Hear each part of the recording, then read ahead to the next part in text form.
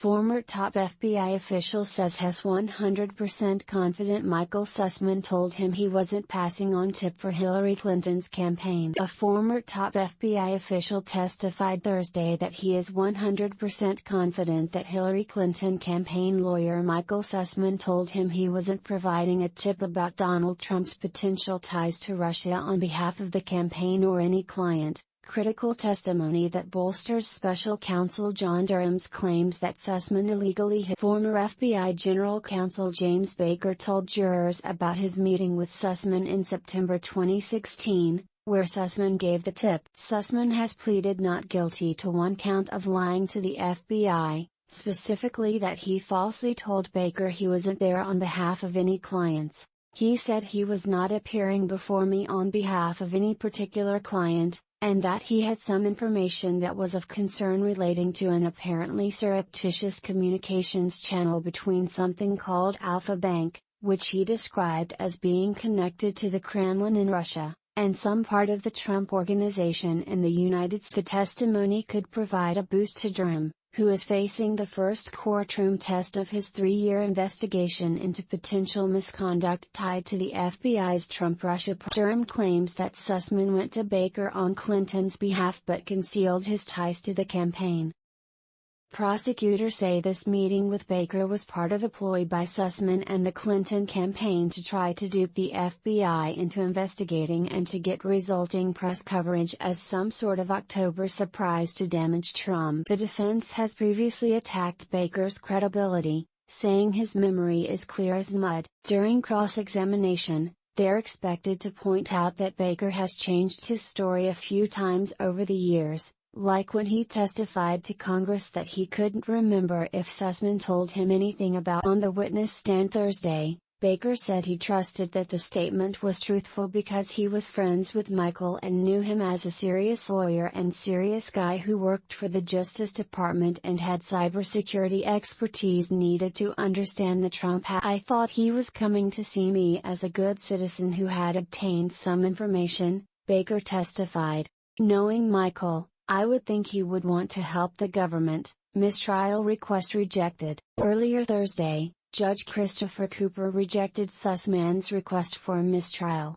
Lawyers for Sussmann had argued Wednesday he can't get a fair trial because one of the witnesses suggested Sussmann could answer a key question by testifying in his own defense, violating his constitutional right. The witness was Mark Elias, who was the top lawyer for Clinton's campaign, and was otherwise a relatively helpful witness for Sussmann's defense. That suggestion implicates Mr. Sussmann's Fifth Amendment right not to testify in his own defense, and Mr. Sussmann was deeply prejudiced by Mr. Elias' comments and the special counsel's efforts to double down on those comments, Sussmann's lawyers wrote in the filing. Sussmann's lawyers said in court earlier Wednesday they would seek a mistrial, but Cooper said he was not inclined to grant their request.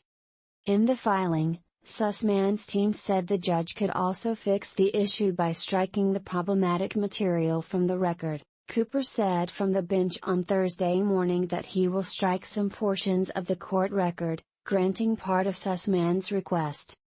The defense lawyers also said Sussmann hasn't decided whether he'll testify in his own defense. They are preparing to put on a defense case with a handful of fact witnesses and character witnesses.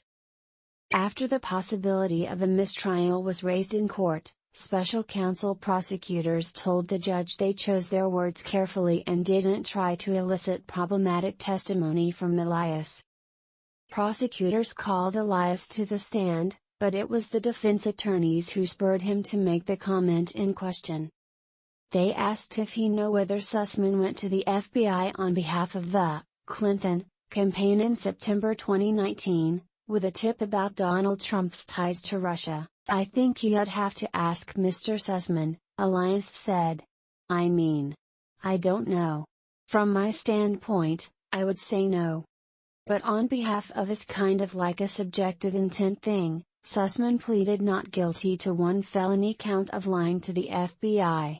Durham says Sussmann falsely claimed that he wasn't representing the Clinton campaign when he met with the FBI's general counsel and provided a tip about Trump's potential ties to a prominent Russian. Donald Trump never learns his lesson. TV Dr. Mehmet Oz finds himself in a nip-and-tuck race with wealthy businessman David McCormick in the fight for the Republican Senate nomination in Pennsylvania, and his highest-profile backer has some words of advice. Dr. Oz should declare victory, counseled Trump via tweet Truth on his Truth Social site. It makes it much harder for them to cheat with the ballots that they just happen to find.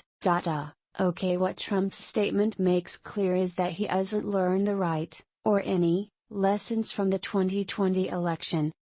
And no, I am not surprised. For Trump, in politics and life, perception is all that matters. When you declare bankruptcy, as Trump has done, make sure everyone knows it's a strategic, and smart, move. When you lose, whether it's in the 2016 Iowa caucuses or the 2020 general election, insist that you, in fact, won. Tell everyone you won enough times, and they might start to believe it. Remember that polls show a clear majority of Republican voters now say that Joe Biden did not win the 2020 election fair and Oz, at least so far, hasn't taken Trump's advice.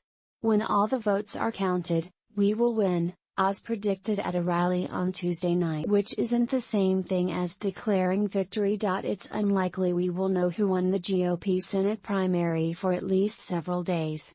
Next Tuesday, the counties will send their unofficial returns to me, Pennsylvania Secretary of State Lee Chapman told CNN on Wednesday. At that time, I'll make a determination as to whether or not we want to move forward with the automatic recount. A recount is triggered if the winning margin is less than 5%. As of Wednesday afternoon, Oz was leading McCormick by 2%. Given all of that, the responsible thing to do is wait until all the ballots are counted, or recounted, before declaring victory. Which is the opposite of what Trump wants us to do.